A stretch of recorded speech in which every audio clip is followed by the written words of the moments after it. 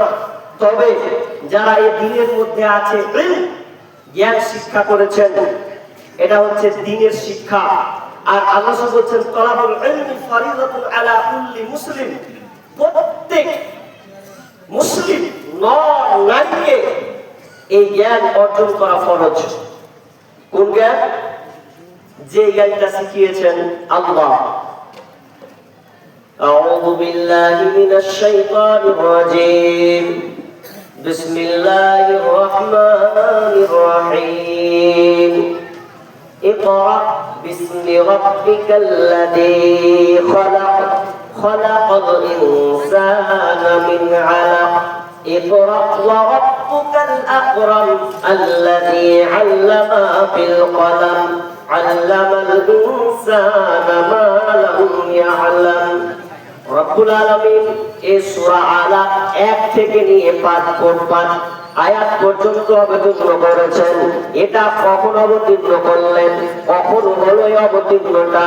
পূর্বে একটা জামান এমন সময় ছিল, জাহিলিয়াতের যুগ ছিল, অন্ধকারের যুগ ছিল, এমন একটা যুগ যে যুগে মানুষ আর মানুষকে সম্মান করতে শিখত না। এমন একটা যুগ যে একটা মেয়েকে তার ইজ্জত আছে, তাকে সম্মান দিয়ে তাকে যেতে হবে, একটা মেয়ে তার স্বাধীনতা পাবে, এইরকম তার সময়টা ছিল না। শুধু তাই নয়, আরে মেয়ের চলার কথা, ও জন্ম যদি হয় এটা হলো জাহিলিয়াতের যুগে, এটা অপরাধ। কেন কন্যা সন্তান জন্ম নেবে, এটা কখনো তো মেনে নেওয়া যায় না। মেনে নেওয়া যায় না বলে বিশ্বনবী বসে আছেন রাতের বেলায়, টেনশনের মধ্যে থাকছেন।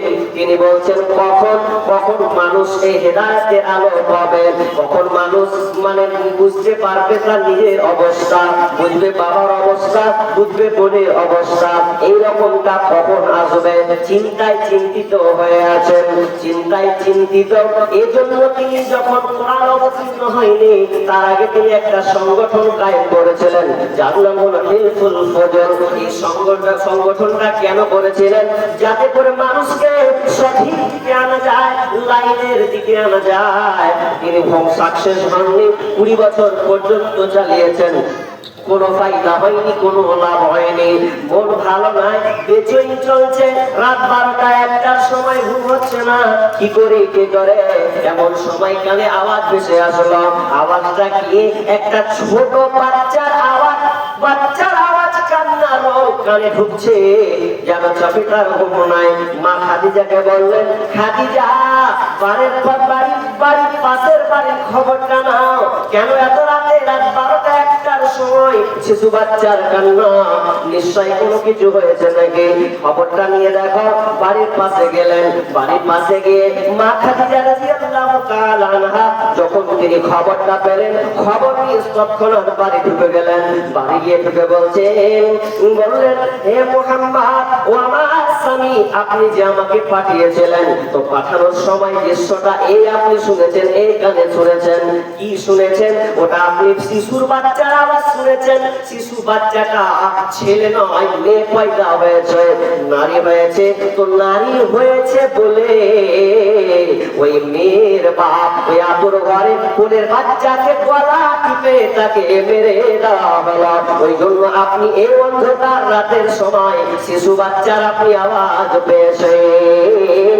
এক কথায় বাচ্চাটাকে চিরতরে বিদায় দিয়ে দিল। যেমন এই কথা বলা, বিশ্বনবীর চোখ দিয়ে পানি ঝরঝর করে ঝরছে।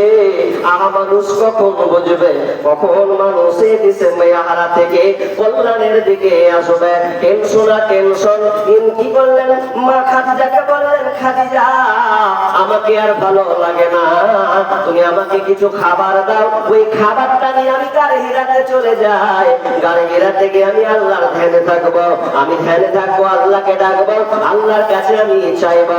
কখন মানুষ এই নূর পাবে, কখন মানুষ আলো পাবে, কখন মানুষ সঠিক শিক্ষাটা পাবে। এই জন্য আমি চলে গেলাম।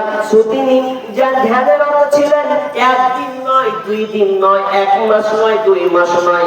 ইমাম বুখারী আলাইহি রাহমাত তিনি বলছেন টানা 6 মাস গাড়ি হিরাতে ধ্যানে মগ্ন ছিলেন। জাহিলিয়াতি কর্মকাণ্ড এত নোংরা, মেয়েদের কোনো সম্মান ছিল না। আমি তর্জমা করছি, তার আগে কিছু কথা আপনাকে শেয়ার করছি, মনোযোগ দিয়ে শুনতে হবে, খুব ধ্যানের সঙ্গে শুনতে হবে। আমরা আলেম ওলামা, মসজিদের খতিব বলেন, বক্তা বলেন, এরা কিসের দাওয়াত দেয়, কিসের দিকে মানুষকে ডাকে? মানুষকে কল্যাণের দিকে ডাকে, জান্নাতের রাস্তা, জান্নাতের দিকে ডাকে। মানুষকে হেদায়েতের রাস্তা কোনটা ওটা বাতলে দেয়, বলে দেয়, এই দিকে ডাকে।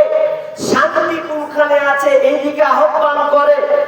কিন্তু আমাদের এই আদেশগুলা এক প্রকার শ্রেণীর যারা বুদ্ধিজীবী, যারা নিজেকে খুব বড় মনে করে, ওরা বলছে ছাড়, এটা কোনো আবার ডাকার জিনিস হলো, এটা আবার কোন শিক্ষা হলো, এটা তো ভিখারি ভিখারি ভিখারি, মানে নিচু পর্যায়ে যদি শিক্ষা হয় তো এই মাদ্রাসার শিক্ষা, এটা এক শ্রেণীর মানুষের দাবি। অথচ এই শিক্ষা নিয়ে সমাজ সংস্কার, সমাজকে অন্ধকার থেকে আলোর দিকে নিয়ে আসতে পারবে একমাত্র ইসলাম।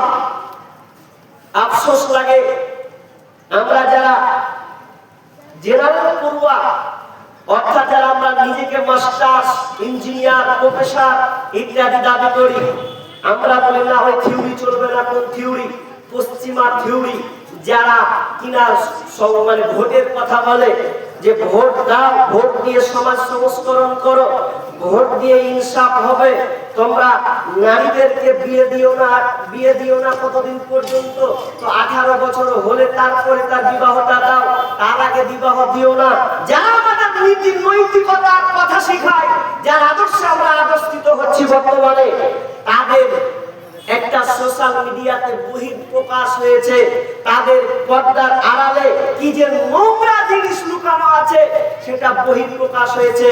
যারা আমরা ইন্টারনেটের সঙ্গে যুক্ত, অর্থাৎ অ্যান্ড্রয়েড মোবাইল, ফেসবুক, ইউটিউব যারা আমরা ব্যবহার করি, তাদের এই পশ্চিমা মানে কালচার, যারা বড় বড় সায়েন্টিস্ট, বড় বড় রাজনীতিবিদ, বড় বড় বিজনেসম্যান, যাদের বড় বড় জায়গায় নাম রয়েছে, যাদেরকে নিয়ে আমরা গর্ব করছি আজকে মানুষ জাতি, তারা কত নোংরা কাজ করেছেন আপনি জানেন?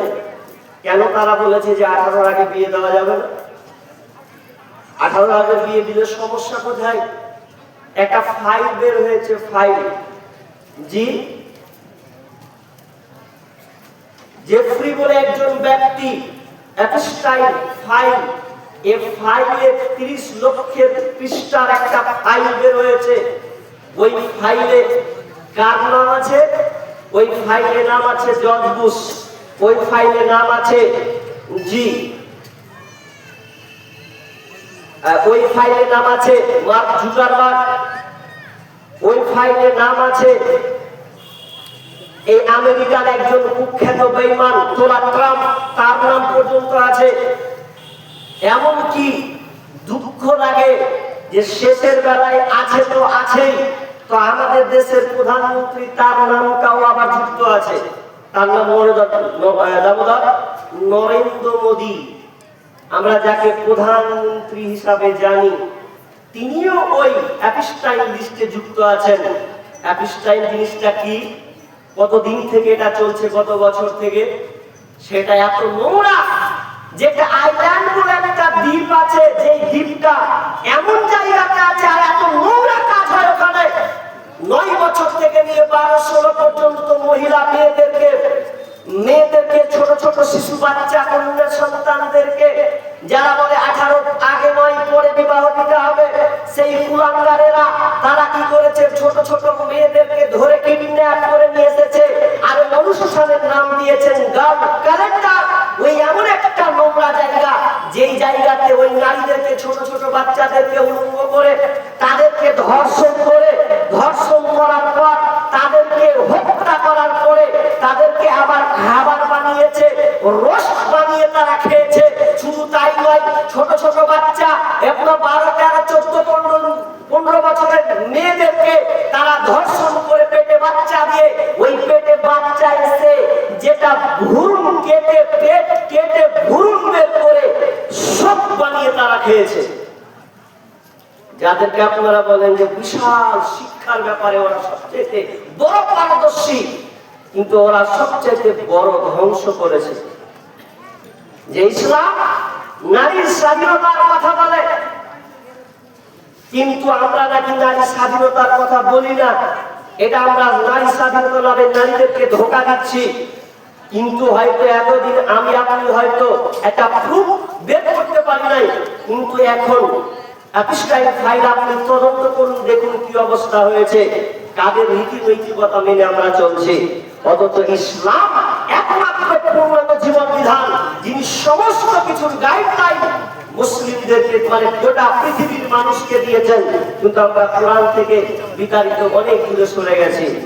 আমরা এই দ্বীনি শিক্ষা একমাত্র মাদ্রাসা প্রতিষ্ঠানগুলোই মানুষকে আলোর দিকে নিয়ে আসতে পারে। জি, আমরা সন্তানদেরকে শিক্ষা দিচ্ছি। আপনার 4টা সন্তান আছে, আপনি 4টা সন্তানকে আপনি কোনটা দিচ্ছেন, কয়টাকে দিচ্ছেন মাদ্রাসায় আর কয়টা দিচ্ছেন আপনি স্কুলে? আপনার মানসিকতা কোথায় আছে? রাসূল সাল্লাল্লাহু আলাইহি ওয়াসাল্লাম এই জন্য আফসোস করে বলেছেন, মানুষ দ্বীনি শিক্ষাকে বাদ দিয়ে বেদিনের শিক্ষার প্রচার প্রসার ঘটাবে। দেখুন আপনার বাড়িতে 4টা ছেলে আছে, আপনি কটায় মাদ্রাসা দিয়েছেন? আপনাকে সব কটাতে আলেম বানাতে হবে এমন কথা নয়, কারণ ইলম ফরজ, কিন্তু এটা ইলম দু ধরনের আছে। আমি বুঝিয়ে বলছি না এই কারণে যে আমাকে মেন জায়গায় যেতে হবে। তলাবুল ইলমি ফরজাতুন আলা কুল্লি মুসলিম, প্রত্যেক মুসলিম নর নারীকে এই জ্ঞান অর্জন করতে হবে। কিন্তু এই শিক্ষা আবার 2 ধরনের আছে। আমি বলিনি আপনার সন্তানকে আলেম বানান, একটা হচ্ছে ফরজে আইন, একটা হলো ফরজে কিফায়া। ফরজে আইন আপনাকে বাধ্যতামূলক বিষয়, কিছু বিষয় আপনাকে জানতেই হবে। যেমন আপনাকে 5 ওয়াক্ত আপনি নামাজ পড়বেন, সালাত নামাজ যে পড়বেন, তো নামাজ পড়তে গিয়ে আপনাকে প্রথম রিকাত যে আপনি করবেন, তা আপনি দুআ ইস্তিআনা আপনাকে জানতে হবে, সূরা ফাতিহা আপনাকে জানতে হবে, অন্য একটা সূরা যোগ করতে হবে, রুকুর দোয়া জানতে হবে, সিজদা দোয়া জানতে হবে, তাশাহুদের দোয়া জানতে হবে। তাহলে আপনাকে এগুলো জানা আবশ্যক, মানে এটা ফরজে আইন, আপনাকে বাধ্যতামূলক। আপনি আলেম হতে হবে না, আপনি একটা প্রতিষ্ঠানে 10 জন ছেলে মানুষ করে দেন না, জি এটা ফরজে আইন যথেষ্ট। কিন্তু ফরজে কিফায়া মানে এটাই যে আপনাকে সম্পূর্ণ আপনাকে সবার পরিবারের মুরব্বি হতে হবে না, ভাড়াঘাট নিতে হবে না, আপনাকে অন্তত জানতে হবে কোনটা কাজ ফরজে কিফায়া।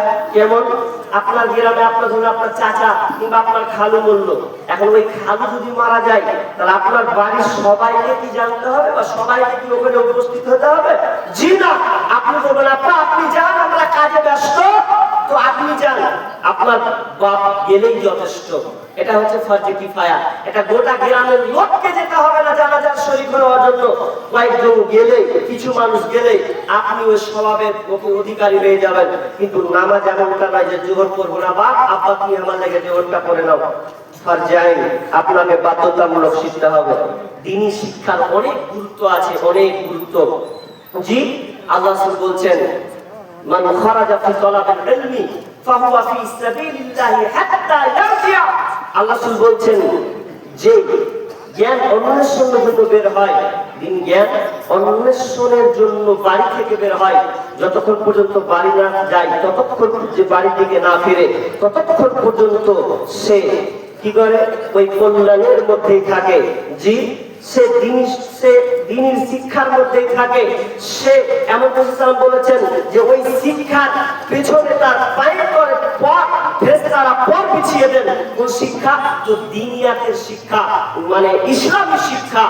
অতএব দ্বীনি শিক্ষার উপরে আমাদের গুরুত্ব দিতে হবে। আর আমি একটা কথা বলে আমি মেন জায়গায় চলে যাচ্ছি, আমার লম্বা বিষয় করবো না। আমি গত 2-3 দিন আগে কোনো আপনাদের হরিশ্চন্দ্রপুর থানাতে শিক্ষা সম্পর্কে প্রায় 1.5 ঘন্টা আলোচনা করেছিলাম।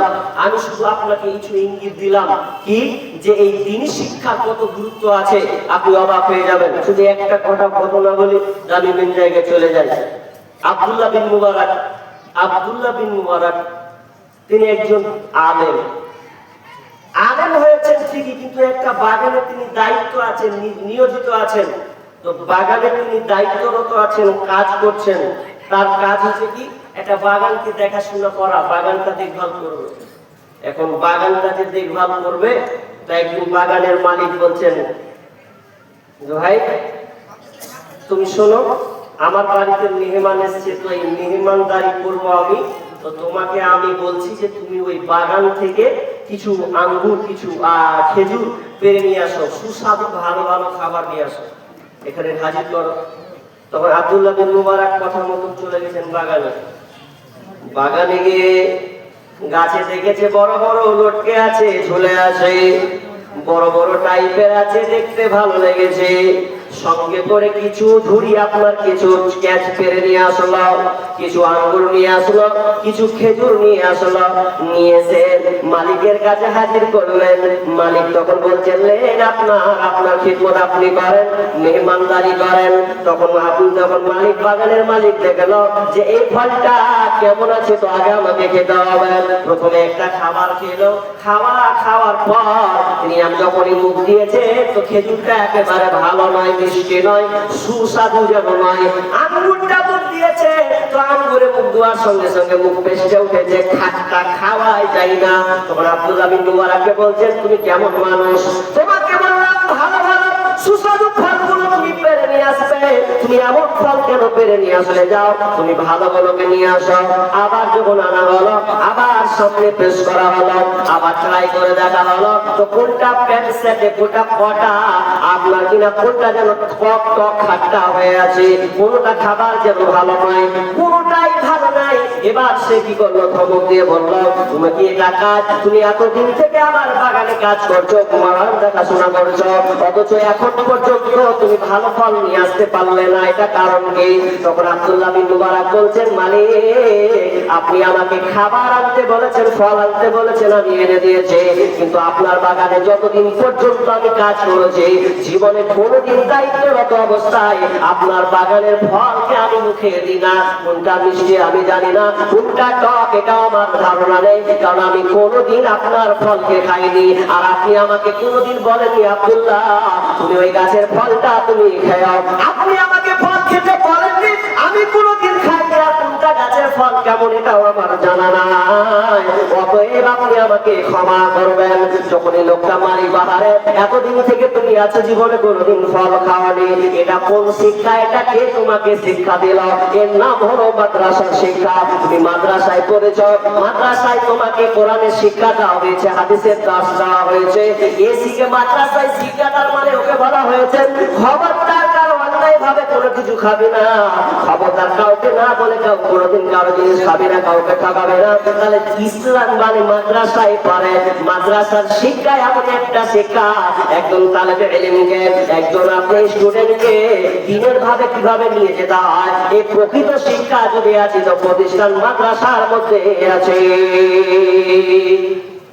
লোকটা অবাক হয়ে গেল, মাদ্রাসা ছেলে তো, ওই জন্য মনে হওয়া খায় নাই। তো এটা তার জাগ্রত কে বললো, এ প্রেমে কে বললো এই কথাটা? ওই জন্য আল্লাহ রাসূল সাহাবীদেরকে শিক্ষা দিতেন কি, তাআল্লামনাল ঈমান সুম্মা তাআল্লামনাল কোরআন। আল্লাহ রাসূল আগে সাহাবীদেরকে ঈমানের জ্ঞান, আগে ঈমান কি এই জিনিসটা আগে শিখিয়েছেন, তারপরে কোরআন। আর কোরআন যখন শিখতে লাগলাম, তো আরো সহজ হয়ে গেল, ইজি হয়ে গেল, জি আরো খুব ভালো হলো। যে একটা যখন ইমানি চেতনা, ইমানের ইলম শিক্ষা যখন দেওয়া হলো, তখন কোরআন আমাদের জন্য আরো সহজ হয়ে গেল। এই একমাত্র কারিগর যিনি শিক্ষা ভালো, যিনি শিক্ষা যদি থাকে, তো মাদ্রাসার মধ্যে আছে। আপনার ছেলে যদি ডাক্তার হয়, তা আপনি আগে মাদ্রাসায় দেন, তারপরে আপনি ডাক্তার লাইনে দেন, আপনি আগে আপনার মাদ্রাসায় আপনার সন্তানকে দেন, তারপরে আপনি লয় পড়াশোনা করান, আইন বিভাগ পড়াশোনা করান, কোনো অসুবিধা নাই। তাহলে ওর কাছে আপনি মানে ন্যায় ফলাফলটা পাবেন, তাকে আপনি বিশ্বস্ততার সঙ্গে কাজ দিলে আপনি সেটা পাবেন। কিন্তু দুঃখ বিষয়, আজকে আমরা দুনিয়াবী শিক্ষাকে যত যেভাবে দেখছি, আমরা মাদ্রাসা প্রতিষ্ঠান শিক্ষাকে ওইভাবে দেখি না। জি, তবে এলাকায় আপনারা ভালো মানুষ, এলাকায় আপনারা এই বড় একটা প্রতিষ্ঠান বানিয়েছেন, আমি দেখলাম বিশাল বড় এরিয়া নিয়ে।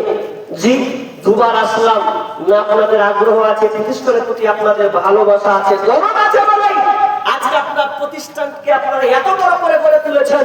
জি, আপনাদের শ্রম দিয়ে, মেধা দিয়ে, মান দিয়ে আপনারা এই মাদ্রাসাকে গড়ে তুলেছেন, বড় করেছেন।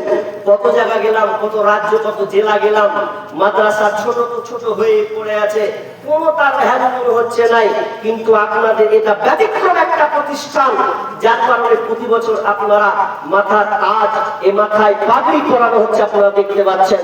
তবে অনুরোধ করব আপনারা এই দ্বীনি শিক্ষার পিছনে সময় দেন, কারণ আল্লাহ বলছেন খায়রুকুম মান তাআল্লামাল কুরআনা ওয়া আল্লামাহু। আল্লাহ বলছেন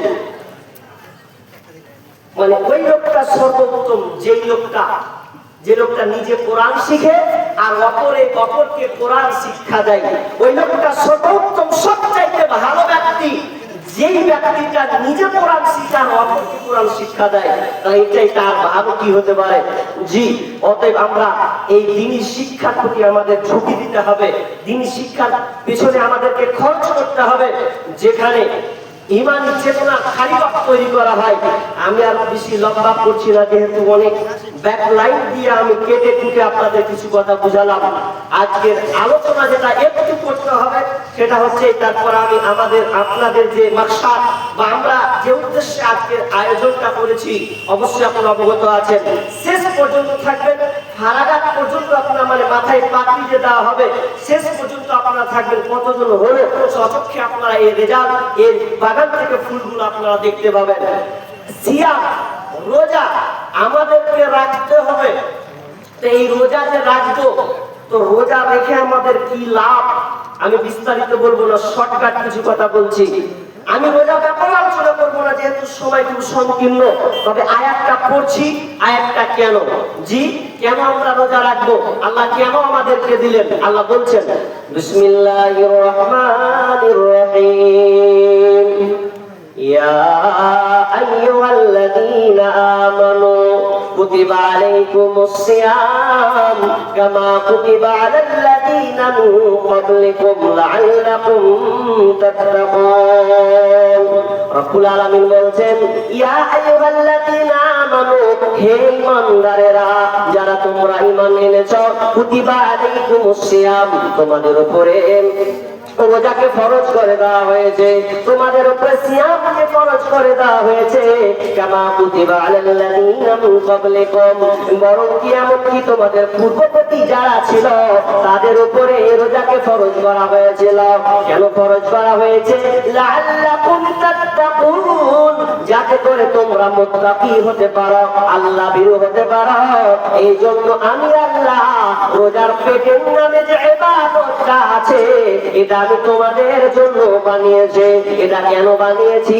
আমি আল্লাহ তোমাকে মুত্তাকি বানাবো, ঈমানদার বানাবো। এই জন্য আমি আল্লাহ সিয়ামকে ফরজ করে দিয়েছি। এটা আমি ফরজ করেছি। দুনিয়ার অনেক আমাল আছে, অনেক ইবাদত আছে, নামাজ আছে, হজ আছে, দান আছে, সাদকা আছে, বিভিন্ন আমল আছে। কিন্তু এটা এমন একটা ব্যতিক্রম একটা আমল, আপনি নামাজ পড়বেন, প্রতিদান পাবেন, দেওয়া হবে প্রতিদান, আপনি কিয়ামতের মাঠে পাবেন, ফেরেশতাদের হাতে পাবেন। অনেক আমল আছে, কিন্তু আপনি এক ফজিলতের আমল নেকি আপনি পেয়ে যাবেন। কিন্তু রোজা নামের পেটেন্টটা এমন একটা গুরুত্বপূর্ণ ইবাদত, এটা আল্লাহ স্বয়ং নিজের হাতে আপনাকে দিবেন। এই প্রাইজটা নিজের হাতে আল্লাহ আপনাকে দেবেন। কেন দেবেন? যে রোজাটা আপনি কারো জন্য রাখেননি। কারণ নামাজ যদি আপনি পড়েন, লোক দেখানো নামাজি হতে পারে, আপনি দান করলেন, লোক দেখানো আপনি দান করতে পারেন, আপনি হজ করতে গেলেন, লোক দেখানো আপনি হজ করতে পারেন। কিন্তু রোজা কোনোদিন লোক দেখানো হয় না, রোজা কোনোদিন মানুষকে দেখানো হয় না। যদি মানুষকে দেখানো হতো, আপনি গরম 45 ডিগ্রি সেলসিয়াস তাপমাত্রায় এত গরম প্রখর যদি সামনে আসে, তাহলে এত রোদে আপনি বাজার করলেন, মার্কেট করলেন, সফর করলেন, বা কোনো জায়গা আপনি কিছু ক্রয় করলেন, গেলেন, এখন আপনি বাড়ি ঢুকেছেন দুপুর বেলায় বাড়ি ঢুকে রোদে আপনি থাকতে পারলেন না, ঘরে ঢুকে গেলেন। এমন ঘরে তালাবদ্ধ আপনি আছেন, যেখানে কেউ নাই, বিবি নাই, মা নাই, ছেলে নাই, সন্তান নাই, মানে ভাই নাই, কেউ নাই। আর গরমে আপনি সহ্য করতে পারছেন না, মনে হয় এখন মাত্র আপনি কোনো খাবার খেয়ে ফেলবেন। এখন আপনি সামনে আছে ফ্রিজটা খুলে দেখেন কি আছে, মিষ্টি আছে, ঠান্ডা পানি আছে, বিভিন্ন রকমের স্পাইস ঢুকানো আছে। কিন্তু আপনার মন তো একবার চাই না যে একবার দিলে নি খেয়ে নে, যদি খেয়ে নি তো কে দেখবে? মা নাই, ভাই নাই, বোন নাই, বিবি নাই, সন্তান নাই, কেউ তো নাই। পারলে তো আমি খেয়ে আবার ঘুমিয়ে যাবো, কে আবার দেখবে? এরপর আপনি খাচ্ছেন না, কেন খাচ্ছেন না? আমি যদি খাই পৃথিবীর কেউ না দেবে, স্বয়ং আমার আল্লাহ আমাকে দেখছেন, এই জন্য আপনি খেলেন না। তার মানে আপনি রোজাটাকে রেখেছেন কোনো মানুষের জন্য নয়, এই রোজাটা রেখেছেন স্বয়ং আল্লাহর জন্য। এই জন্য আল্লাহ বলছেন, যারা আমার জন্য রোজাটা রেখেছে আমি তাদের রেজাল্ট, তাদের ফলাফলটা আমি আল্লাহ নিজের হাতে দেব। নিজের হাতে দিবেন। আমি সময় পাবো না, আর একটা হাদিস বলবো, ওই হাদিসটার উপরে আপনাকে আমল করতে হবে, বা ওখানে আপনি যদি অন্যায় ঢুকে থাকেন তো বের হয়ে যেতে হবে। শুনেন, বিস্তারিত করবো না, আমি যেটা বলতে চাচ্ছি সেটা কি, যে আপনি রোজা রাখলেন কষ্ট করে, মেহনত করে, আল্লাহ আপনাকে মুত্তাকি বানাবেন। এই জন্য তো আমি যদি রোজা সম্পর্কে আলোচনা করি তো 2 ঘন্টা 2.5 ঘন্টা যতটুকু আমার ব্রেনে আছে ততটুকু অনুযায়ী আমি আপনাদের সামনে বলতে মানে শেয়ার করতে পারবো ইনশাআল্লাহ। তবে সময় সাথ দিচ্ছে না বিধায় আমি যাবো না। একটা হাদিস বলি, যে হাদিসটা আমি পড়েছিলাম। হাদিসটা কি? আপনি রোজা করলেন এত কষ্ট করে, 12 ঘন্টা 14 ঘন্টা পর্যন্ত আপনি না খেয়ে আছেন, জি রোজা অবস্থায় আছেন, কিন্তু দুঃখ, জি আল্লাহ রাসূল এক জায়গায় হাদিসটা বলছেন। হাদিসটা কি? যে আল্লাহ রাসূল বলছেন, মান লাম ইয়াদা কাওলা যুর ওয়াল আমালা বিহি, জি যে ব্যক্তি মিথ্যা কথা এবং গর্হিত কাজ, অর্থাৎ অশ্লীল অন্যায়, এক কথায় খারাপ কাজ, মিথ্যা কথা এবং খারাপ কাজকে ছাড়তে পারলো না, আল্লাহ কি বললেন? ফালাইসা লিল্লাহি হাজাতুন ফি আইয়াদা তুআমাহু ওয়া শারাবাহু। আল্লাহ বলছেন, তাহলে ওই ব্যক্তির না খেয়ে থাকা আল্লাহর কাছে কোনো ফায়দা নাই, কোনো লাভ নাই। একজন ব্যক্তি উপোস আছে, না খেয়ে আছে, তাহলে এই না খেয়ে থাকা আল্লাহর কাছে কোনো কল্যাণ নেই, কোনো ভালাই নাই। আপনি না খেয়ে আছেন, আল্লাহর কাছে কোনো গুরুত্ব নাই। কেন? যে ব্যক্তি রোজা রাখলো কিন্তু রোজা থেকে সে মিথ্যা কথা ছাড়তে পারলো না, অন্যায় অশ্লীল কাজ ছাড়তে পারলো না, ওর না খেয়ে থাকাই হলো, কিন্তু রোজা আল্লাহর কাছে গ্রহণযোগ্য নয়। এখন আপনি বলেন, আপনাকে আমি বুঝাচ্ছি বন্ধু, ভাইজি, বাপজি, আপনি ভালো করে ধ্যান দেন যে আপনি কষ্ট করে রোজা রাখলেন, আর রোজা রেখে আপনি মিথ্যা কথা চালিয়েছেন। ব্যবসায়ী মানুষ বলে দিলেন, এত টাকা দিয়ে কিনেছি, বেচতে পারবো না, অথচ কম কিনেছেন, মিথ্যায় চালিয়ে দিলেন। জি আপনি রোজা রেখেছেন, রোজা রেখে আপনি একটা মানুষকে গালাগালি করলেন, রোজা রেখেছেন, রোজা অবস্থায় মাঠে গিয়েছেন, কেটে একটু বাঁধিয়ে দিয়েছেন, অন্যায় কাজ করলেন, তাহলে ওই রোজা রেখে আপনার কোনো ফায়দা নাই। কেন ফায়দা নাই? মুসলিম শরীফের একটা হাদিস আপনাকে বলছি, ভালো করে শুনুন। আল্লাহ রাসূল সাহাবীদেরকে বলছেন, সাহাবীরা, আতাদুরুনা মাল মুফলিস, ভালো করে বুঝবেন, আতাদুরুনা মাল মুফলিস, অসহায় কে? কোন ব্যক্তি অসহায়? দরিদ্রকে, অভাবীকে তোমরা কি বলতে পারবে? সাহাবীরা বলছেন, ক্বালুল মুফলিসু ফীনা মান লা দিরহামা লাহু, ইয়া রাসূলুল্লাহ, অসহায় ওই ব্যক্তি, গরিব ওই ব্যক্তি যেই লোকটার টাকা পয়সা নাই, ধন সম্পদ নাই, ওই লোকটা হলো অভাবী। বিষ্ণু বলছেন, বিষ্ণু বলছেন, ইন্নাল মুফলিসা মিন উম্মতি ইয়াতি ইয়াউমাল কিয়ামাতি বিসসালাতিন ওয়া সিয়ামিন ওয়া যাকাতিন। বিষ্ণু বলছেন, মুফলিস অসহায় ওই ব্যক্তিটা, কোন ব্যক্তি?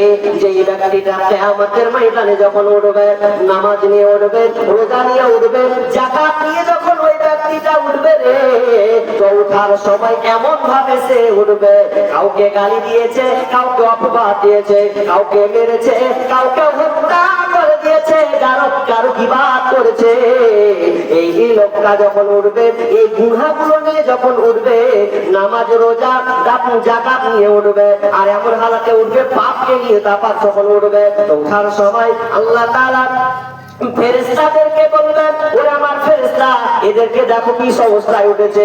যখন তারা উঠবে, তারা দেখতে পাবে কি, যে ঋণ যারা, পাওনাদার যারা, যা গীবাত যাকে অপবাদ দিয়েছে, যাকে মেরেছে, যাকে আপনার কিনা গালি দিয়েছে, ওই লোকটা দাঁড়িয়ে যাবে। দাঁড়িয়ে গিয়ে আল্লাহ বলবেন ফাইসালা পাক। কিভাবে ফাইসালাটা হবে? যে লোকটা নামাজ পড়েছে, রোজা রেখেছে, কষ্ট করে রোজা রাখা, নামাজ পড়া কত বড় আমল, কত বড় একটা ইবাদত। এরপর কি হবে জানেন? যখন বিচার ফাইসালা হবে, তো ইন্দাটা দাঁড়িয়ে যাবে যে গীবাত করেছে, অপবাদ দিয়েছে, চুরি করেছে, কাউকে মেরেছে, এক কথায় অন্যায় গরিহিত কাজে করেছে, ও দাঁড়িয়ে যাবে। দেন যখন দেওয়া হবে, যে ব্যক্তি নামাজ পড়েছে, রোজা রেখেছে, ওর আমল গুলোকে ট্রান্সফার করা হবে। ট্রান্সফার করতে ঋণদাতারা আরো যেন বাকি হয়ে থাকবে, আরো দাঁড়িয়ে থাকবে। তখন আল্লাহ তাআলা ফেরেশতাদেরকে বলবেন, আল্লাহ আর তো এর কোনো নেকি নাই, নামাজের নেকি নাই, দানের নেকি নাই, হজের নেকি নাই, রোজার নেকি নাই, কোনো নেকি নাই। কি আছে? বলছে পাপ। নেকি যখন নাই, তোমরা এক কাজ করো, যেই লোকটার গীবাত করেছে, মিথ্যা কথা বলেছে, ফাঁসিয়েছে, পরনিন্দা করেছে, এক কাজ করো, ওই লোকটা যদি পাপ আছে, তোমার পাপটাই বা তুমি এর ঘাড়ে চাপিয়ে দাও। যখন চাপিয়ে দেওয়া হবে রে, তো পাপ আর পাপ, গুনাহ লিস্ট ভর্তি হয়ে যাবে। আর নামাজের নেকি নাই, রোজার নেকি নাই। এক হাদিসে আছে, আপনারা সহিহ তারকিবে হাদিসটি আছে, আনাবি উমামা রাদিয়াল্লাহু তাআলা আনহু قال قال رسول الله صلى الله عليه وسلم ان الرجل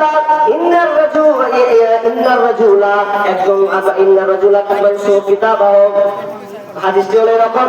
বিষ্ণু বলছেন, যখন কিয়ামতের ময়দানে যখন সে দাঁড়াবার সময় দেখতে পাবে, আমল নিয়ে যখন তাকে খাতা দিয়ে দেওয়া হবে, কিয়ামতের ময়দানে যখন তাকে খাতা দিয়ে দেওয়া হবে, খাতা দিয়ে দেওয়ার সময় সে দেখতে পাবে নামাজের নেকি নাই, রোজার নেকি নাই, দানের নেকি নাই, নামাজ পড়ার নেকি, রোজার নেকি, দান সাদকার নেকি, হজের নেকি, ভালো আমলের নেকি তো একটাও নাই। আল্লাহকে বলবে, আমার ভালো নেকি গুলো কোথায়? আল্লাহ বলবেন ফায়াকুলু, তিনি বলবেন তুমি লোকের গীবাত করেছিলে, গীবাত করার কারণে তোমার সমস্ত আমল বরবাদ হয়ে গেছে, তোমার নেকিকে মাইনাস করে দেওয়া হয়েছে।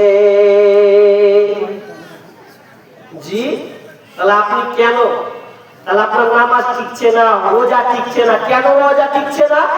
যে আপনি একটা মানুষের সামনে মিথ্যা বলেছেন, কারো গীবাত করেছেন, পরনিন্দা করেছেন। ওই জন্য ওই হাদিসটা আমি আপনার সামনে নিয়ে আসলাম, যে আপনি হাদিসটা দিকে অনুধাবন করুন।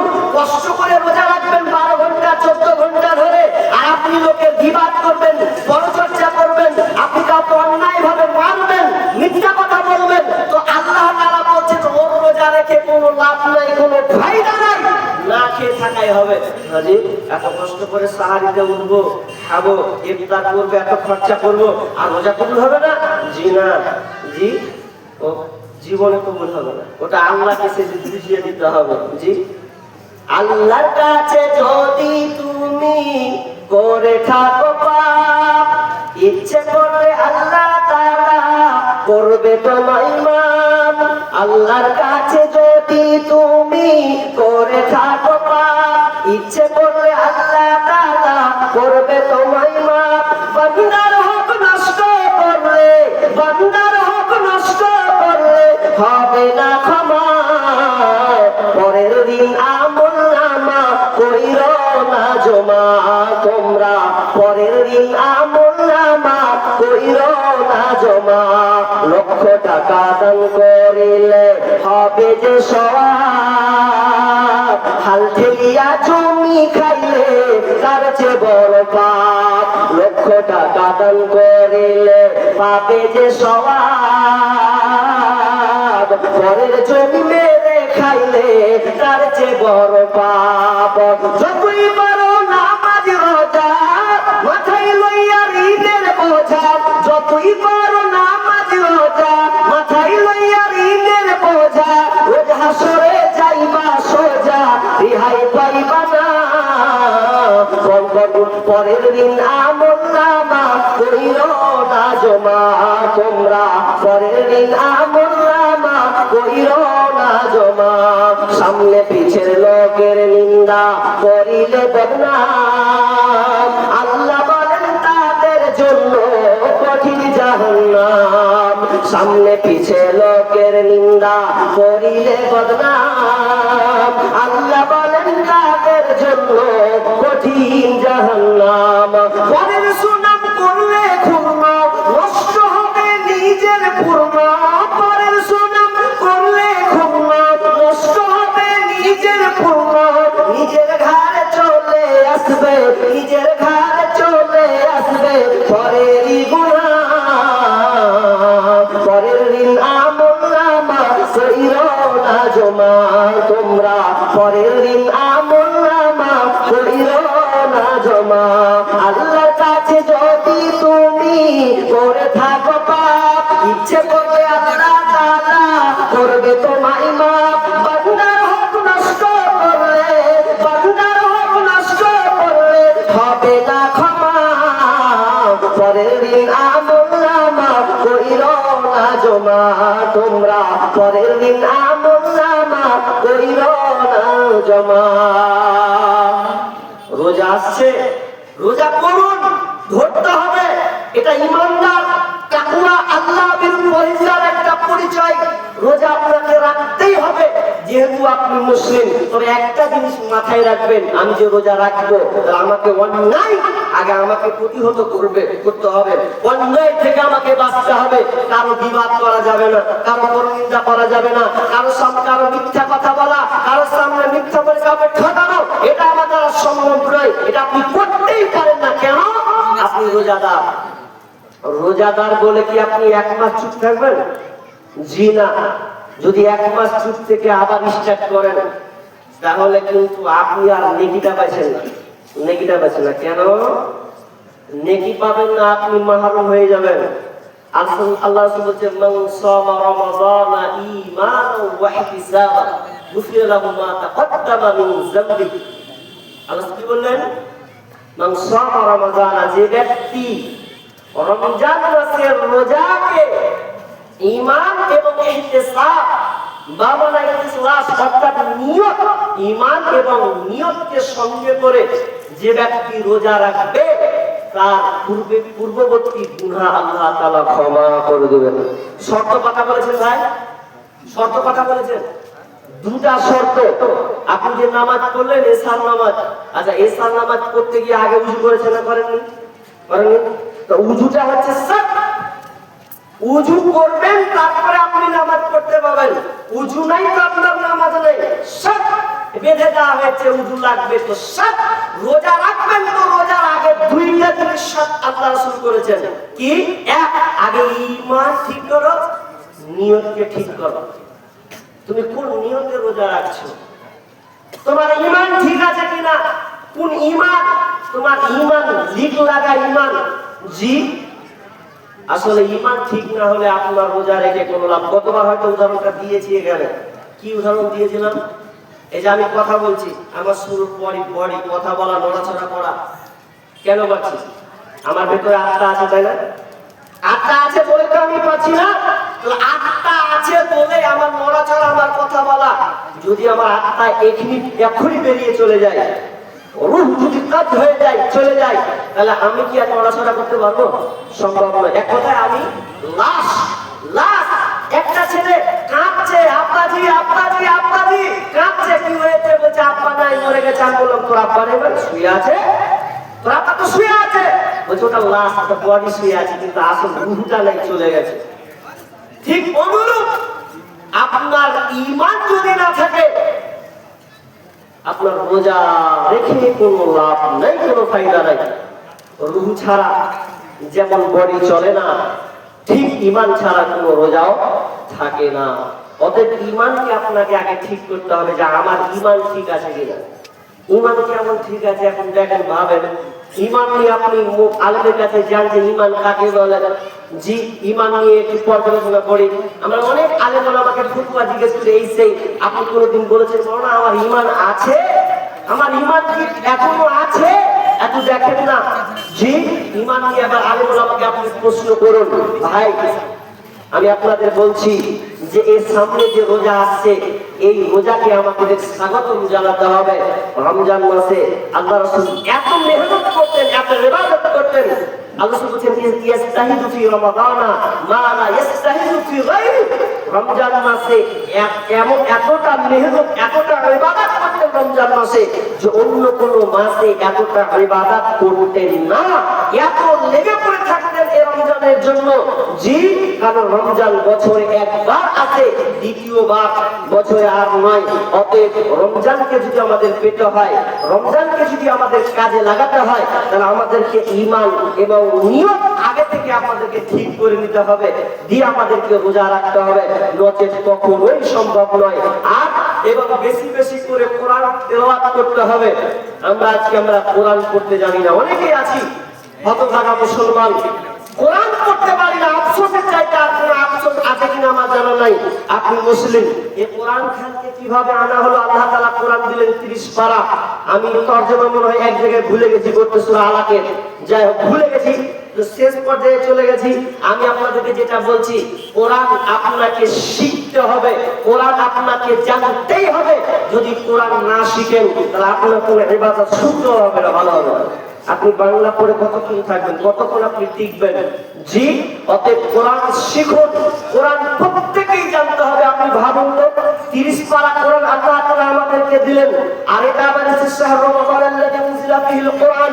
এই রমজান মাসে কোরআনকে আল্লাহ তাআলা অবতীর্ণ করেছেন এবং বরকতময় মাস, এটা রহমতের মাস, মাগফিরাতের মাসে এই কোরআনকে অবতীর্ণ করা হলো। তাহলে মাসটা যদি এত গুরুত্বপূর্ণ, কোরআন আসার কারণে মাস যত গুরুত্বপূর্ণ তার চেয়ে কোরআন আরো গুরুত্বপূর্ণ। কিন্তু আজকে আমরা এখনো কোরআন পড়তে শিখলাম না। এক্সাম্পল দিই আপনাকে, আপনার ছেলে যদি আপনার ছেলেকে আপনি দিল্লি পাঠালেন, কিংবা আলিগড় বিশ্ববিদ্যালয় কলকাতায় দিলেন, ভালো জায়গা, কিংবা বাইরে লন্ডনে দিলেন, ভালো জায়গায় ইংলিশ মিডিয়ামে আপনার ছেলেকে পাঠিয়েছেন। কেন?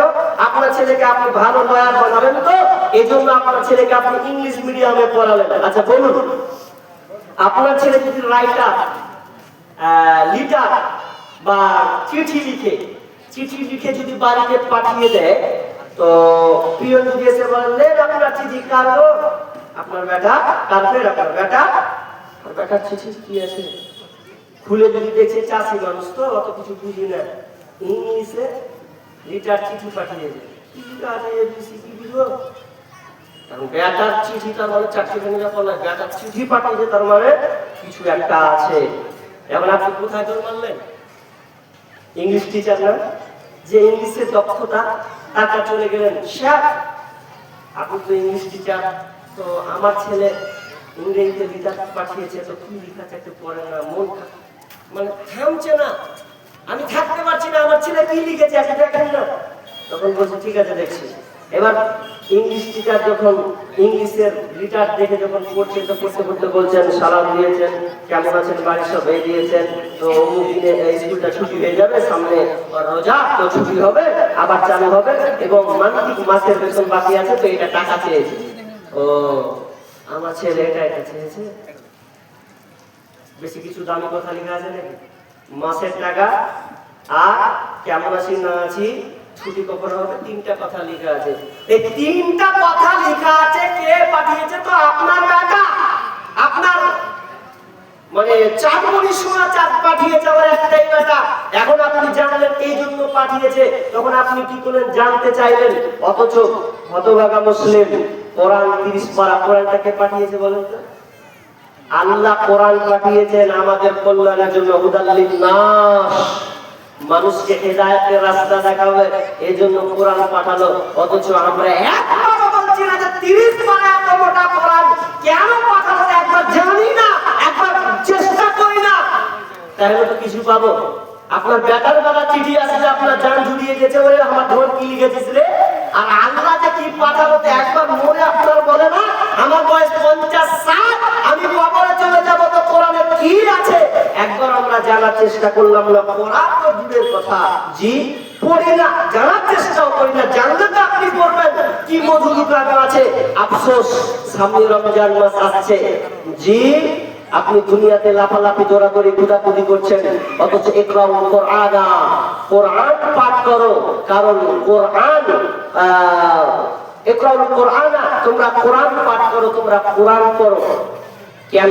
ফাইনাহু ইয়াতি ইয়াউমাল কিয়ামাতি, শাফিয়াতুল আসহাবি, কোরআন আপনার জন্য সুপারিশ করবে, কোরআন আপনার জন্য কিয়ামতের দিন সুপারিশ করবে। আমাকে তেলাওয়াত করেছে, পড়েছে।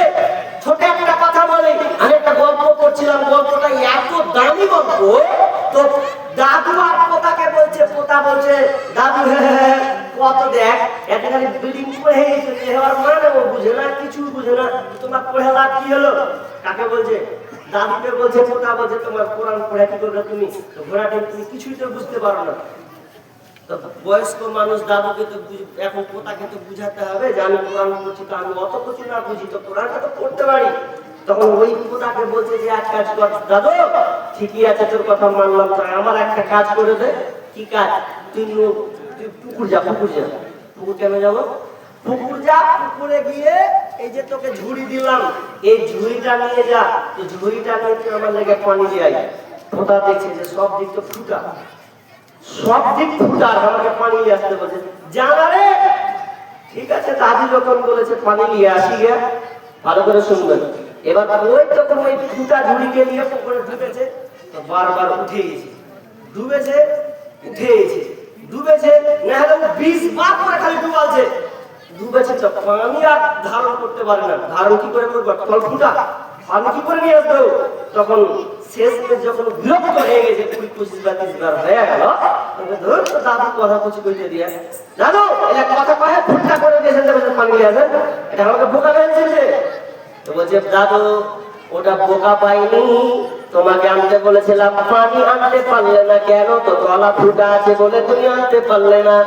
কিন্তু তুমি শুনে নাও, ঝুড়িটা, তোমার ঝুড়িটা যে তোমাকে দিয়েছিলাম, চাঙ্গারিটা যে দিয়েছিলাম, এটা কেমন ছিল? তো বলছে এটা খুব একটা ভালো ছিল না, তুমি ঝুড়ির দিকে একবার তাকাও, ঝুড়িটা কত পরিষ্কার হয়েছে, তুমি 20 বার 30 বার করে ডলেছো, বারবার তুমি ডুবিয়েছ, ঝুড়ির কালার পরিবর্তন হয়ে গেছে, চিকন হয়ে গেছে। তুমি বলতেছো ছিল পানি আনতে, পানি আনলে, যদি তুই একটা কাজ করে দিয়েছে, তোমার ঝুড়িটাকে পরিষ্কার করে দেওয়া হয়েছে। তার মানে তুমি শোনাম, আমি কোরআন পড়তে পারে কিন্তু অত মানে মতলব বুঝতে পারি না, আমার দ্বারা এটা ব্রেনে কাজ করে না, আমার বয়স হয়ে গেছে, আমিও পারবো না। তবে যেটুকু শিখেছি কোরআন যদি আমি পড়ে, তো ওই কোরআন পড়ে আমার দিলটা ঠান্ডা হয়ে যায়, কলিজা আমার ঠান্ডা হয়ে যায়, আমাকে খুবই ভালো লাগে। আমি মানে মতলব অতটা জানি না, বয়স মানুষ, কিন্তু কোরআন এমন একটা জিনিস যে কোরআন পড়ছি তো আমাকে খুবই ভালো লাগে, কারণ কোরআন খুবই দামি গুরুত্বপূর্ণ জিনিস। কারণ আল্লাহ তাআলা বলেছেন ইন্নামাল মুমিনুনা আল্লাযীনা ইযা যুকিরাল্লাহু ওয়াজিলাত কুলুবুহুম ওয়া ইযা তুলিয়াত আলাইহিম আয়াতুহু যাদাতুহুম ঈমানা। যখন আল্লাহর কথা বলা হয়, আল্লাহর স্মরণের কথা বলা হয়, তখন ঈমান পাকা হয়ে যায়, বৃদ্ধি পায়। তো আমার মনটা বলে আমি কোরআন পড়ছি, তার মানে আল্লাহর কালাম পড়ছে, আর আল্লাহর কালাম এখানে অনেক ভালো কিছু আছে। আমার দিলটা তো এমন নরম হয়ে গেছে, আমার দিলটা এমন ভালো লাগে, হতে আমি কোরআনকে আমি পড়া ছাড়তে পারি না। গল্পটাই আপনাকে কি শিক্ষা দিল? যে আপনি কোরআন পড়ুন। আলেম ফতোয়া যদি দিয়ে দেয় যে না তর্জমানা যাবে, তোমার কোরআন পড়ে লাভ নেই, ওই ফতোয়া গ্রহণযোগ্য করবেন না, আর আপনার ইমান খেবে। তবে আপনাকে চেষ্টা করতে হবে, জানতে হবে, মতলব জানার। কিছু কিছু বাংলা কোরআনকে নিয়ে আসুন বাড়ি, তর্জমা একটা নিয়ে আপনি একটু জানুন কি বলা হয়েছে, জানতে হবে। তাই বলে ফতোয়ার বেড়ে পড়ে আপনি আর কোরআনকে ছেড়ে দিবেন এমনটা নয়। কোরআন পড়ুন, কারণ প্রতি হার আপনি 10টি করে নেকি পাবেন। অথচ আজকে আমরা মুসলমান অনেক বাপজি আছি, ভাই বন্ধু আছে, এখন পর্যন্ত কোরআনটাকে শিখতে পারলাম না। শুনেন, আপনি কোরআন না যদি শিখতে পারেন, আফসোস আফসোস, আমরা আল্লাহ রাসূলকে দেখিনি, আল্লাহ রাসূলকে আমরা দেখিনি, তার চোখ কেমন, নাক কেমন, মুখ কেমন, হাত কেমন, পা কেমন আমরা দেখিনি, এরপরও ঈমান এনেছি। তবে কোরআন একটা মুজিজা আপনাকে দেখিয়েছে, সেই আল্লাহ রাসূল কিন্তু সূরা বাকারা পড়েছেন না পড়েনি? সূরা আল ইমরান পড়েছে না পড়েনি? জি সূরা নিসা পড়েছে না পড়েনি? সূরা মাইদা পড়েছে না পড়েনি? পড়েছে। তাহলে তিনি পড়েছেন।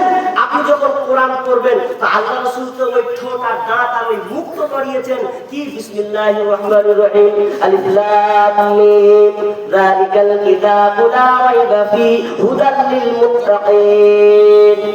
আল্লাহ রাসূল মুখ লড়াইনি, দাঁত লড়েছে না? তাহলে আপনি যখন করবেন, তো নবী যেমন নাড়িয়েছে তো আপনিও নাড়াচ্ছেন। আমরা দেখিনি, তবে আপনি কোরআন পড়তে পারলে আপনার নবীর নারা গলা তার হাত কিভাবে বের করেছেন, কোন মাখরাজে উচ্চারণ করেছেন, জি ওয়াজ কিভাবে বের করেছেন, আয়াত কিভাবে করেছেন, তো আপনার মুখ দিয়েও বের হবে। এত বড় মুজিজা, এত বড় একটা মুজিজা, মুজিজা আল্লাহ তাআলা আমাদের দিয়েছেন। রাসূলের সবচেয়ে বড় মুজিজা, অনেক নবীকে অনেক মুজিজা দিয়েছেন, কোরআন এমন একটা মুজিজা যে আপনিও পড়বেন তো আল্লাহ রাসূল মনে হচ্ছে পড়ছে, তা আমি ওইভাবে পড়ছি। জি আমরা কোরআন যারা পড়তে পারি না তো আমরা আফসোস। তাহলে আমরা কি করলাম এতদিন? জি কোরআন সকলকেই শিখতে হবে, সকলকেই জানতে হবে।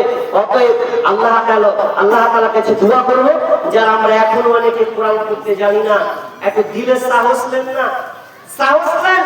আরে পূজা ইন্ডিয়া যদি একটা বাচ্চাদের বড় টাকা সে একটা ডাকাতি করে, তারপরে যদি একটা আয়াত আর নারা দিয়ে দেয়, দিয়ে বলে যে না আমি এমন বান্দা আছি, সে নিজেকে সারেন্ডার হতে পারে, একটা আয়াত জেনে একটা আয়াত করে সে যদি আলেম হতে পারে। ডাকাত 40-50 বছর বয়সের একটা ডাকাত, 20 বছর একটা ডাকাত, সে যদি একজন ভালো মুহাদ্দিস হতে পারে, ভালো আলেম তৈরি হয়ে যেতে পারে, তো আমি আপনাকে তো মুহাদ্দিস হতে বলিনি, কোরআনটাকে একটু জানার চেষ্টা করুন, কোরআনটাকে একটু পড়তে শিখুন, আলেমকে ডাকুন। আলেমকে কোনোদিন ছোট চোখে দেখবেন না। আজকে আমরা ছোট চোখে দেখছি তো, আপনার ছেলেকে যখন আমরা পড়াচ্ছি বা আপনার ছেলে যখন মাধ্যমিক পরীক্ষা দিয়েছে, আপনার ছেলেরা এখন বর্তমানে রানিং 2026-এ মাধ্যমিক পরীক্ষা দিচ্ছে, আপনি আপনার ছেলের জন্য টিউশন দেননি? দিয়েছেন তো? টিউশন বুঝেন না? টিউশন দিয়েছেন না? দেননি? দিয়েছেন যাতে আমার ছেলেটা ভালো রেজাল্ট করুক। মাস্টার বলতে 500 টাকা লাগবে, 500 টাকাই দিব, মাধ্যমিক রেজাল্ট যেন ভালো করে। এখন আপনার ওই ছেলেকে যখন আপনি কোরআন দিবেন, মৌলভী সাহেব এটা বললেন কোরআন পড়িয়ে দিন ভালো করে, যেন আমার ছেলেটা মাখরাজ সহকারে তাজবিদ সহকারে যেন পড়ে, তো ঠিক আছে পড়াবো। মৌলভী সাহেব কত নিবেন? কত নিব? দিন 400 টাকা। তখন ওই মানুষই যখন ওই মাথায় চুটকে ছাড় বলছে, ওরে মৌলভী রে 600 টাকা নিবে, বেশি হচ্ছে না? ও তোমার ছেলে মাধ্যমিক যখন দিবে তখন তুমি 500 টাকা দিলে তুমি কোনো প্রশ্ন তোমার বিবেকে জাগ্রত হলো না, এমনকি যদি 600 টাকা বলে তাও তুমি দিয়ে দিতে, আর 400 টাকা চেয়ে দিতে তোমার বলছে যে 400 টাকা, 400 টাকা লাভ হয়ে যাবে। আপনি কোন চোখে আপনি দেখছেন তাহলে কোরআনটাকে, যে কোরআন কবর থেকে বাঁচাবে, জি হাসরের ময়দানে আপনাকে বাঁচাবে। একটা হাদিস তাহলে বলি, আমি দিকে চলে যাচ্ছি। হাদিসটা কি আসলে কি বলছেন? পরিচিত হাদিস। এই হাদিসকে কেন্দ্র করে আমার সঙ্গীত লেখা আছে।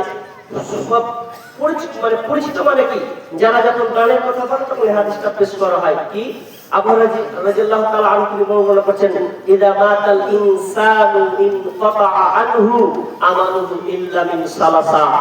মানুষ যখন মরে যাবে তো তার সমস্ত আমল বন্ধ হয়ে যাবে।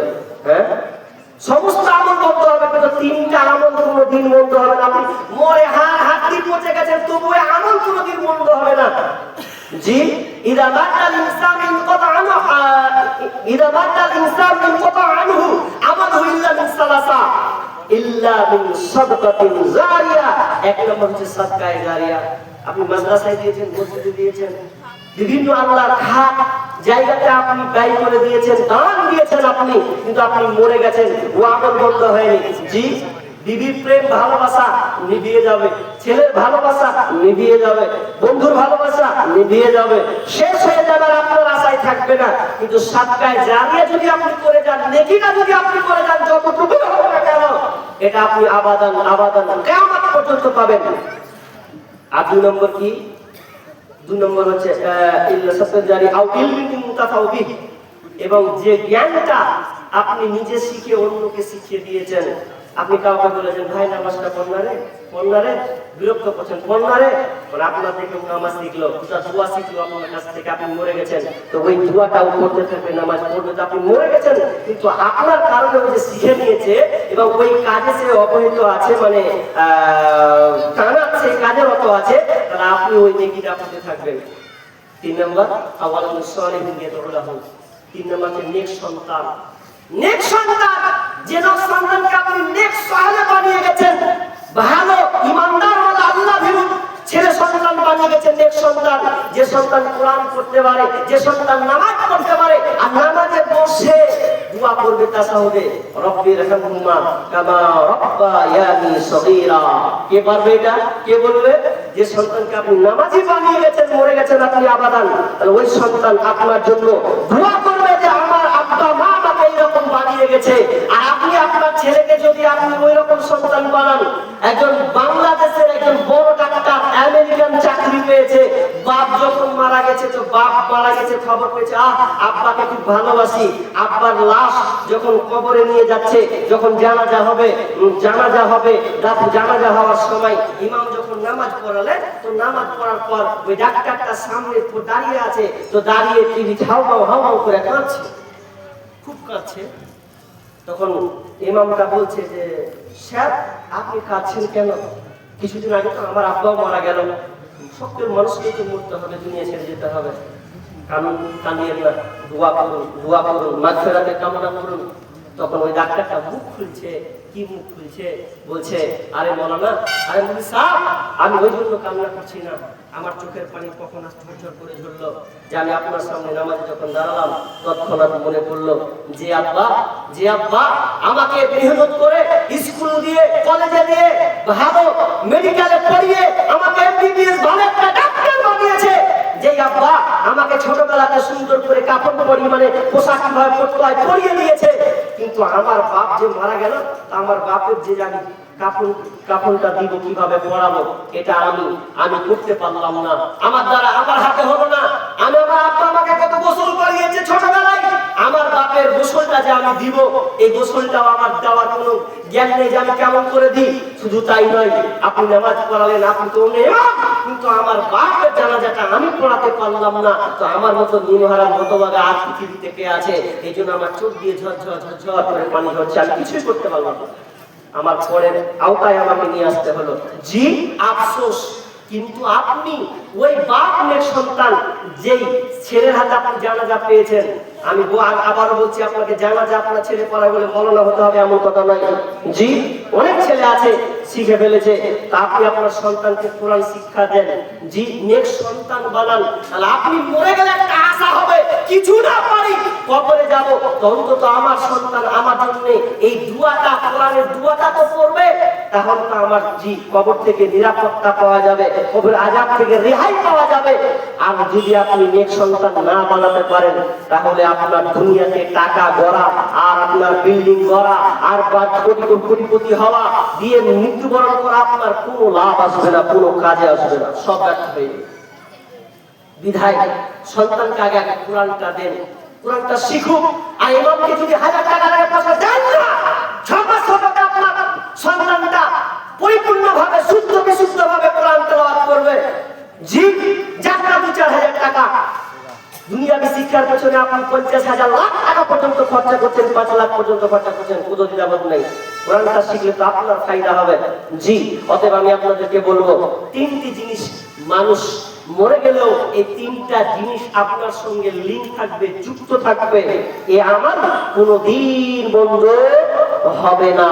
কারণ আল্লাহ বলেছেন ইয়াতবাউল মাইয়িতা সালাতা ফায়ারজিউ ইসনানি ওয়া ইয়াবকা মা'আ ওয়াহিদ, মানুষ যখন মরে তো মরার সময় তার সঙ্গে 3টা জিনিস যাবে।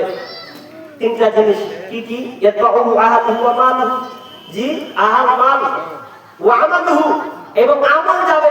ফায়ারজিউ আহলুহু ওয়া মালুহু, আহল এবং মাল চলে আসবে আপনার সঙ্গে খাটের সাথে, যেগুলো চাদর মাদর বাকি এক্সট্রা দিয়ে ঢেকেছিল সব আসবে, বন্ধু আসবে, ভাই আসবে, ছেলে আসবে, সবাই চলে আসবে। তবে একটা জিনিস আপনার সঙ্গে থাকবে, ওয়ায়াবকা আমালুহু, আমল আপনার সঙ্গে থেকে যাবে। আমল কি?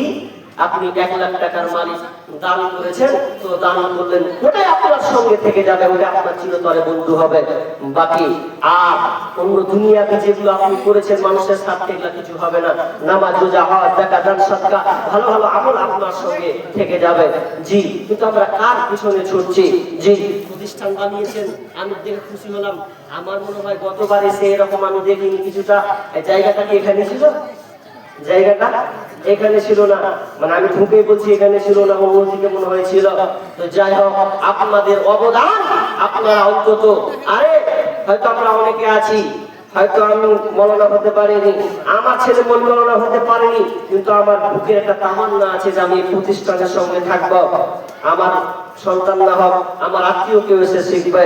জি, গরিব কোথায় ইয়াতিম একটা ছেলে এখানে আসবে, দিয়ে পড়বে। জি, খুবই গুরুত্ব রয়েছে। আপনার দান কোনোদিন বৃথা যাবে না। একটা কথা বলে রাখি, সব সময় মাথা রাখবেন, মানুষকে আপনি যতই করে হাদিসের কথা বলি না কেন, সহজে আমরা টের পাই না, কিন্তু প্রাণ পাখিটা যখন বেরিয়ে যায়, বের হওয়ার সময় সবকিছু চেতনা ফিরে আসে। আলেমের কথা, কোরআনের কথা, হাদিসের কথা ফিরে আসে, যে কি করলাম কি করলাম। তখন আল্লাহকে বলবে যে আল্লাহ, আল্লাহ তুমি আমাকে রব্বি লাউলা আখরতানি ইলা আজালিন করিম। সূরা মুনাফিকুনের শেষ রূপটা দেখবেন, ওখানে বলা হয়েছে যে আল্লাহকে বলবে আল্লাহ তুমি আমাকে সময়ের ভিক্ষা দাও, সময়ের ভিক্ষা দাও। কেন তুমি সময়টা নিবা? কেন চাইছো তুমি আমার কাছে সময়? তোমাকে 50 বছর দিলাম, 60 বছর দিলাম। তখন আল্লাহকে বলবেন ফাসাদদাকা ওয়া কুম মিনাস সালিহিন। আল্লাহ কিছু চাই না, কিছু আর নেব না। বয়স খুব দিয়েছো, 50, 40, 50, 60 দিয়েছো, দরকার নেই। খালি দুটো আবদার আল্লাহ তোমার কাছে চাইছি, আর কিচ্ছু নিব না। আমার দরকার নেই আমার মেয়ে বাবা চাকান কি করবে না করবে, আমার আর দেখার নেই। জি, তিনি আমার উপর সন্তুষ্ট আছে, অসন্তুষ্ট আছে, এখন আমার আর দেখার সময় নেই। এখন আমি প্রথমে তোমার কাছে চাইছি ফাসাদদাকা, তুমি আমাকে দান করার সুযোগটা আল্লাহ দাও। কিচ্ছু নিব না, কারণ চোখের সামনে আমার কাছে সব হাতছাড়া হয়ে যাচ্ছে, আমি একাই চলে যাচ্ছি। কিন্তু আমার মনে হচ্ছে যে আমার দানটা আমার কাজে লাগবে। এখন 10 লাখ টাকা কামালাম, 1 লাখ, 2 লাখ, 5 লাখ টাকা কামালাম, বিঘা বিঘা জমি চাষ করলাম, সব তো হাদিসের হয়ে যাবে। কিন্তু আমি আল্লাহ তোমাকে চাইছি 5-7 টাকা দান করবো, সাদকা করবো, একটু সময় দাও। আল্লাহ বলবেন, তা কি বলবেন? ওয়াকুম মিনাস সালিহিন, এবং ভালো লোকের দিকে, ভালো লোকের অন্তর্ভুক্ত হয়ে যাব, যারা ভালো লোক তাদের সঙ্গে মিশে যাব। আল্লাহ লাস্টে একটা কথা বলবে, যখন জানটা বের হবে, চোখ দিয়ে পানি বের, আমরা মনে করছি যে চোখ দিয়ে পানি বের হয়েছে মানে হয়তো কষ্ট পেয়েছে, মানে আর কোনো কিছু, আর অন্য কিছু ভাবছি আমরা। ওই চোখের পানিটা আপনার জন্য করে না। জি চাচি, চাচা আপনার জন্য কানে না, চোখের পানিটা, চোখের পানিটা সেদিন বুঝবে যে এই চোখের পানি আল্লাহর কাছে কথোপকথন চলছে। ওই সময় চাইছে আল্লাহর কাছে সময়। তখন আল্লাহ বলবেন ওয়ালা ইয়াখিরুল্লাহু নাফসান ইযা জাআ আজালুহা, কুসচিন কালেও তুমি আর সময় পাবে না। তোমার চোখ দিয়ে পানি গড়া আর সময় দিব না। যা দিয়েছি সব তুমি ছেড়ে চলে আসছো, বুঝবে কবর কাকে বলা হয়। জি, অতএব আমরা এখনো সুযোগ পেয়েছি, আমরা দান করার একটা পরিপূর্ণ একটা সুযোগ পেয়েছি। আমরা অনেক দাতা আছি, মাস্টার আছি, জি ডাক্তার আছি, ঠিকাদার রয়েছি, চাষি মানুষ আছি, আমরা অনেক চাষ করছি। একটু আসি ইনশাআল্লাহ। বলুন, একজন আমার দাদু 500 টাকা এই মাদ্রাসার জন্য দিলেন। আল্লাহুম্মা সাল্লি আলাইহি, আল্লাহুম্মা বারিক আলাইহি। কি এটা? আপনাদের সভাপতি 1 2 3 4 5 6, তার মানে 3000 টাকা। এর আগে কি দান দিয়েছিল? গত বছর 5000 টাকা দিয়েছিল। তো এবার কোন মানসিকতায় কমিয়ে দিলে গো? আর বাড়বে 5000 হয়েছে তো 10000 আর কথা মাইনাস হচ্ছে কোন দিক দিয়ে, আমি এটা ভুলে পাই না। জি, এখন বলবেন যে না একটু শর্টের মধ্যে আছি, একটু অসুবিধার সময় দান করলে ফায়দা আছে, তাড়াতাড়ি ফায়দা। জি, সময়টা ওইদিকে বলা। তো কোনটা সময়?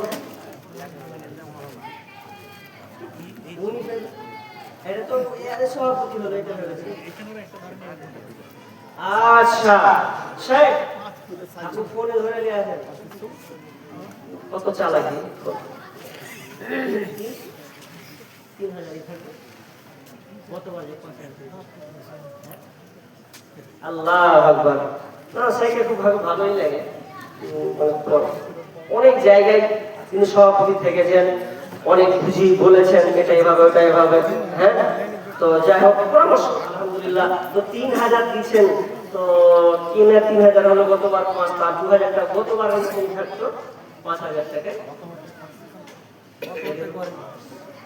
3000 রেখে দেন। কিছু কোয়া হয়ে যাবে না, সম্মানিত কিছু কোয়া হয়ে যাবে। হ্যাঁ, গতবার সবাই কইছে গতবার হোক, তাহলে সাহারা পেল নাকি লোকের, তাহলে হাঙ্গার এক লাইনে তা সেটা আপনি করে দেন, 5000 হয়ে যাবে। করেন না করিয়েন না খুশি হ্যাঁ জি আরে যাই হোক ঠিকই আছে আল্লাহুম্মা সাল্লি ওয়া বারিক আলাইহি তো সবাই কিছু লোক কইছে যে 5000 হোক আপনি পরে বলে দেই আলহামদুলিল্লাহ ইনশাআল্লাহ আলহামদুলিল্লাহ মাশাআল্লাহ যাক তিনি 5000 টাকা পেয়ে গেল হ্যাঁ বলতাম না তোকে সাহারা পেল বলে একটু সাহস করে পারলো নাইলে তো ভিতর দুপুর করছে দেখ 5000 হলো আল্লাহুম্মা সাল্লি আলাইহি আল্লাহুম্মা বারিক আলাইহি আল্লাহ শাইখকে তুমি সহি সালামতে রাখিও আল্লাহ যতদিন থাকবে তিনি দিনই খিদমত করার তৌফিক দান করিও কে ওটা ঠিকাদার যে শুনেন ধোঁকা দিয়েন না আল্লাহর রাস্তে দেখেন মাদ্রাসা জলসা হ্যাঁ কত দিয়েছেন আপনি আর আসেন না সামনে 1000 দিলেন আল্লাহু আকবার তো জায়গা মুসাফা করি নাকি মুসাফা করি আসেন আসেন আসেন ফের কখন ডাকবেন না ডাকবেন মৌকা পেয়েছি যখন দুটো ছেলে ঠিকাদার আচ্ছা ঠিকাদার আমি আগে নাম দিয়েছি 3 নম্বরে ঠিকাদার এটা মাথায় রাখবেন আমি বলেছি মাস্টার ডাক্তার তারপর ঠিকাদার হয়েছে তবে ঠিকাদারের একটা দাম আছে নাম আছে জি আপনি 1000 দিলেন দেখেন মাদ্রাসা প্রতিষ্ঠান জি অন্তত মন থেকে চেষ্টা করতে হবে যে হোক অন্য জায়গায় কম হলে একটু বেশি দেওয়ার চেষ্টা করবে এরকম নিয়ে তো ঠিকাদার মানুষ তা আপনি 1000 দিলেন তার 4000 টাকা দেন তো 5000 হবে কম হবে আর 25 না আড়াই হাজার মানে 5000 টাকা বেশি হয়ে যাবে বলছেন ওই ছেলেরা দিবে ছেলেরা আছে নাকি আচ্ছা জায়গা আছে তো উনি আছেন উনাকে ওই ছেলের গেলেই মানে পেন্ডিং করে দিল এটি আলহামদুলিল্লাহ পড়ে লিখি তো কহেন তাহলে আপনি নিয়ে থেকে বলেন 5000 আমি কইছি তারপরে কত দিবেন 3000 মাশাআল্লাহ লিল্লাহি তাকবীর আল্লাহু আকবার যাক বাকি 3000 টাকা এই মসজিদের জন্য দিলেন আল্লাহুম্মা সাল্লি আলাইহি আল্লাহুম্মা বারিক আলা হায়াতিনা ওয়া বারাকাল্লাহ আল্লাহ তুমি দান করুন একদিন ভাই 200 টাকা দিয়ে যান জি আমি নিয়ত করলাম যে চাওয়ার প্ল্যাটফর্মটা শুরু করব তো 5000 হয়ে গেল প্রথমে চাইছি 20000 দিলেওয়ালা গতবার তো ভালো মোটামুটি কিছু মানুষের হাতে দান পেয়েছিলাম জি আশা করছি ইনশাআল্লাহ এবারও হবে আল্লাহ তাকে কিভাবে কবুল করবেন তবে আল্লাহর কাছে দোয়া আশা করি আল্লাহ তুমি আমাদের স্থানীয় মানুষ যারা আমরা দান দেওয়ার জন্য বসে আছি আল্লাহ তাদের দিলকে নরম করো এবং বেশি বেশি করে দান দেওয়ার কথা কি নাম আব্দুল রাজ্জাক আচ্ছা কত দিয়েছে আব্দুল রাজ্জাক ছেলে না স্ত্রী দিয়েছে ছেলে মারা গেছে না অন্য আব্দুল রাজ্জাক মারা গেছে ও আচ্ছা আচ্ছা ওনার স্ত্রী দিলেন আব্দুল রাজ্জাক নামে তার মানে জি বাবা মারা গিয়েছেন এখন ভাই আর 10 কিলো ভুট্টা প্রতি চাষ করে 10 কিলো ভুট্টা কম হইলে 10 কিলো ভুট্টা হলে একটু বেড়ান বেশি করে 20 কিলো করব এক মন করব কতটি 5 বিঘা হবে না 5 বিঘা হবে না কম নয় তো কইছে যে 20 কিলো আচ্ছা 20 কিলো করে দেন আল্লাহুম্মা সাল্লি আলাইহি আল্লাহুম্মা বারিক আলা হায়াতিনা জি আচ্ছা ইনশাআল্লাহ মুসলিম বারিক আলা করে জি দিয়েছে উনি একটা সেট দিয়েছে কি দিয়েছে একটা পাঞ্জাবি পায়জামা সেট দিয়েছেন আর 100 টাকা আল্লাহুম্মা সাল্লি আলাইহি আল্লাহুম্মা বারিক আলাইহি জি আর 500 টাকা মাফ 500 টাকা প্রতিশোধ সওয়াল থেকে চলে এসেছে আচ্ছা আবার 500 টাকা দিয়েছেন আপনার কাছে দোয়া চাইছেন আচ্ছা 500 টাকা দিয়ে পাঠিয়ে দেন জি তো দোয়া চেয়েছেন ইনশাআল্লাহ একসাথে দোয়া করে দেব আল্লাহুম্মা সাল্লি আলাইহি তো আমি চাইছি সময় তো সম্পূর্ণ 9টা বেজে গেল আর আপনারা যে মেন টার্গেট নিয়ে বসে আছেন যে উদ্দেশ্য যেটা দেখার জন্য জি তো ইনশাআল্লাহ আমার পরে ওটা